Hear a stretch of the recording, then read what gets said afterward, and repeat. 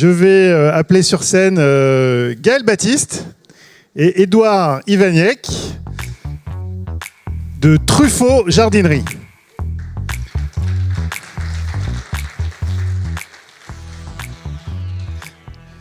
Alors, pour les slides, c'est le gros bouton vert ici et le micro. Alors, juste une anecdote, parce que quand même, il faut savoir que Gaël doit être la première personne que je suis allé voir en pitch avec l'équipe Actito Belgique qui doit s'en souvenir. Hein. C'était en juillet 2014. Vous étiez notre, voilà, vous étiez notre premier prospect à l'époque. Vous avez dit, oh, ça a l'air pas mal, mais la peinture est pas complètement sèche, donc on va attendre un peu. Donc ils ont attendu quoi, 3 ans. Voilà, 3 ans. Et puis maintenant la peinture est sèche. Allez-y. Merci. Gaël. Mon micro fonctionne. Donc bonjour à tous, avec Édouard, on est ravis de venir vous parler du jardin après le sujet vacances. En fait, on va surtout vous parler de notre projet avec Actito parce qu'il est finalement assez récent. Et pour démarrer, eh bien, je vais vous présenter Truffaut, si vous ne vous connaissez pas encore. Donc voilà. Truffaut, c'est finalement un réseau retail à taille humaine, puisqu'on a 64 jardineries dans toute la France. Et c'est aussi une des raisons pour lesquelles on a choisi Actito, c'est que nous, en tant que réseau retail à taille humaine, c'est important de travailler avec des partenaires qui ont une taille humaine telle qu'Actito. Truffaut, c'est également 480 millions de chiffre d'affaires, 10 millions de passages caisses par an, 24 millions de visites sur truffaut.com, près de 2700 collaborateurs. Une fondation, Georges Truffaut, où on soutient des projets de jardins thérapeutiques ou pédagogiques. Et puis, Truffaut, c'est surtout toute une saga familiale hein, depuis 1854 avec Georges Truffaut, qui a fondé les premières graineries et qui a développé les premiers catalogues de vente par correspondance. Nos métiers, on en a 3. Le jardin, évidemment, c'est notre cœur de métier, c'est à peu près 50% de notre chiffre d'affaires. Les animaux, avec 25% de notre chiffre d'affaires. La maison, donc c'est toute la partie décoration, c'est 25% de notre chiffre d'affaires.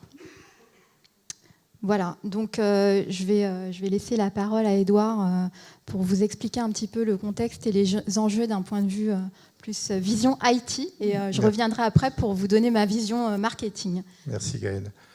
Alors, le projet CRM, en fait, je vous l'expliquerai tout à l'heure, mais il intervient dans le cadre d'un vaste projet de transformation.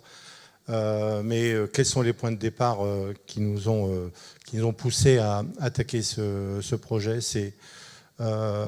Premièrement, c'est la vision du client. On n'avait pas, à ce jour, en 2017, pas de vision unique du client. Il y avait une sorte de silo, une partie e-commerce, une partie magasin, des données qui n'étaient pas gérées en termes de qualité, donc disparates et traitées d'une manière, en termes de relations clients, en termes de direct marketing, d'une manière complètement distincte, donc sans consolidation. Donc là, le premier objectif a été de consolider ces données et de les rendre beaucoup plus qualitatives. Le deuxième, effectivement, à partir du moment où on avait des données disparates, on avait des systèmes de communication client qui étaient aussi distincts, on avait trois systèmes différents, eh bien, il y avait une impossibilité d'obtenir des résultats efficaces concernant les campagnes que l'on réalisait. Ensuite, aucune automatisation, aucune industrialisation du process.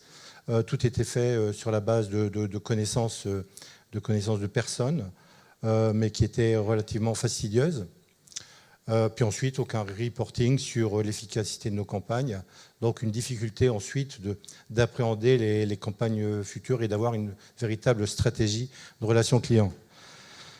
Donc notre vision cible à partir de ce constat, eh bien, c'est d'avoir une vision unique du client, une centralisation, agrégation et des données qualitatives. C'est ce qu'on a appelé le RCU, notre référent client unique. Sans parler de DMP, eh bien, c'était notre base de clients où on avait l'objectif de consolider le maximum de données concernant le client, qu'elles soient des données sur sa fiche client, sur son comportement en termes d'achat ou en termes de navigation. La deuxième, eh bien, c'est d'avoir un outil de gestion de campagne marketing qui puisse, en relation avec cette base client, qui puisse être complètement automatisé. Ensuite, effectivement, c'est de récupérer une vision concernant l'efficacité de nos campagnes, donc avoir une vision sur l'analytique campagne client. Et ensuite, dans une dernière étape, c'est d'exploiter les données clients de manière à pouvoir approfondir notre connaissance et développer des outils et des segmentations clients appropriées. Alors, voilà.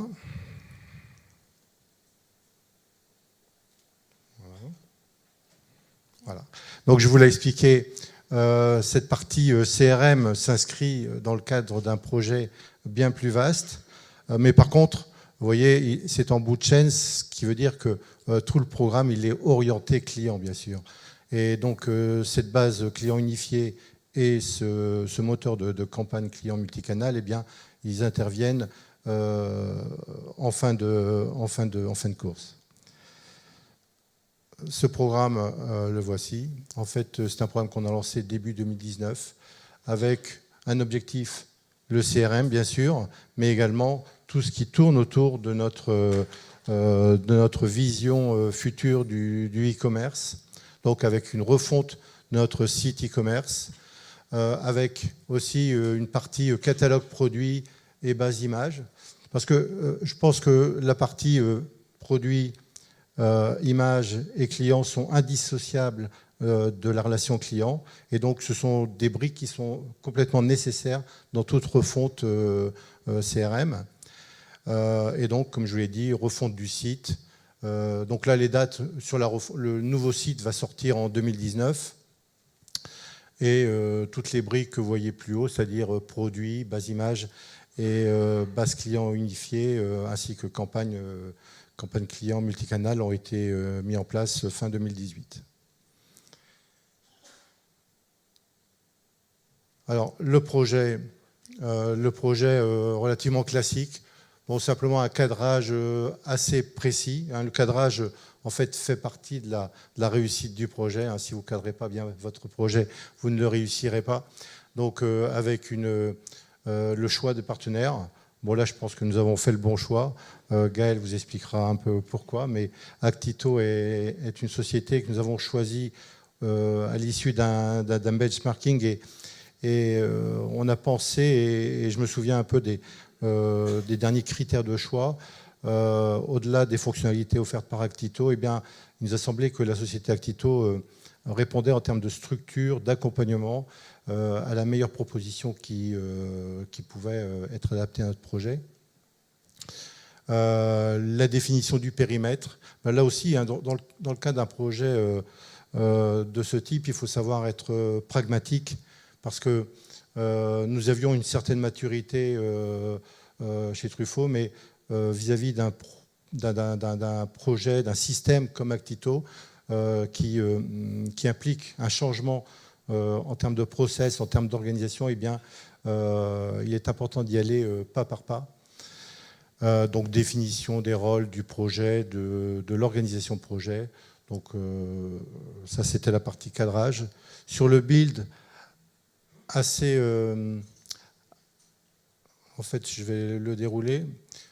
En fait, ce qui est important dans ce build, c'est que la plus grosse partie du projet n'était pas le projet Actito lui-même, était le projet de collecte, de construction de notre base client et d'interaction avec Actito.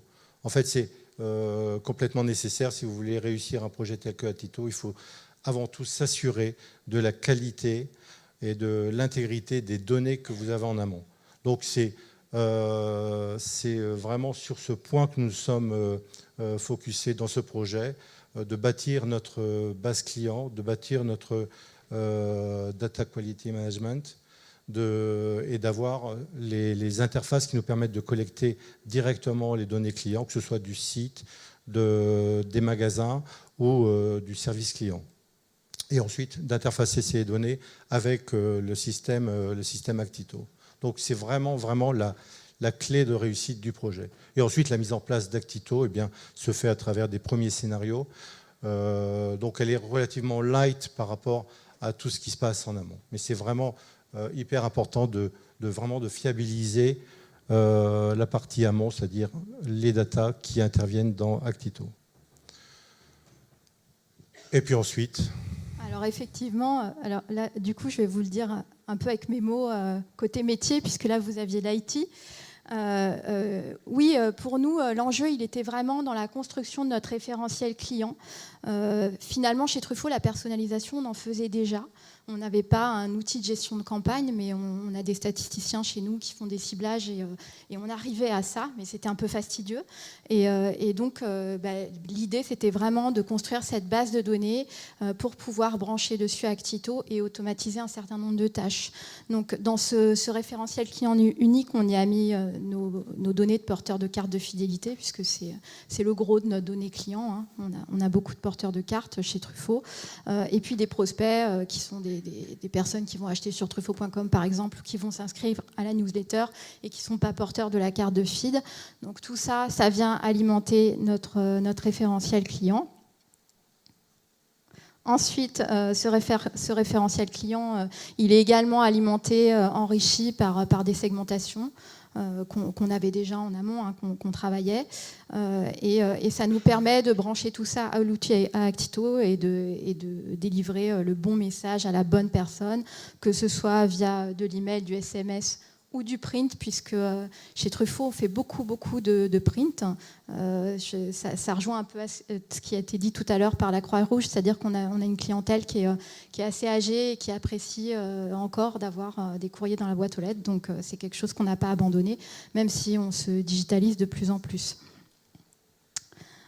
Donc ça, c'est nos premières réalisations à partir de l'outil Actito. Donc ça nous permet de différencier les types de campagnes en fonction des types de profils. On va avoir des emailing plus promotionnels, des emailing plus conseils. C'est très important chez nous, la partie conseil, puisque nos clients sont très friands de ça. Et on a beaucoup d'éditorial à leur partager. Et puis on a des emailing qui sont totalement dédiés à notre programme de fidélité. Et ensuite, dans Actito, ça nous change aussi la vie parce que ça nous permet de mesurer très facilement et très rapidement les résultats. Donc là, on est au tout début, on est au commencement. On a lancé nos premières campagnes dans Actito. C'est des campagnes qu'on appelle, nous, des campagnes one-shot, c'est-à-dire qu'elles sont déjà prédéterminées dans le calendrier en fonction de nos actualités commerciales. Par exemple, là, on vient de router une grosse campagne sur le thème du jardin, parce que ça va démarrer, on est en plein dans la période. Et l'idée pour 2019, c'est de travailler sur les parcours de nos clients et vraiment d'aller vers le marketing automation et d'automatiser les envois en fonction du parcours. Donc, par exemple, comme je vous le disais, on a beaucoup d'éditorial à notre disposition chez Truffaut. Donc, l'idée, c'est de l'exploiter. Donc, par exemple, un client qui va acheter du gazon, derrière, automatiquement, on va le repérer. On va pouvoir lui pousser du produit complémentaire et la vidéo conseil qui va bien. Comment semer un gazon? Voilà. Alors, vous pouvez soit semer un gazon pour faire un regarnissage, soit le créer complètement. Alors, imaginez ici que c'est un nouveau jardin, que vous avez tout à faire, tout à créer. Je vous montre l'exemple sur ce petit bout, mais ce sera à faire sur toute la surface que vous voudrez engazonner chez vous. La première chose à faire, ça va être de retourner le sol. Si vous êtes intéressé par le gazon, on continue. Est suffisante. Pour nous, la démo est terminée en fait.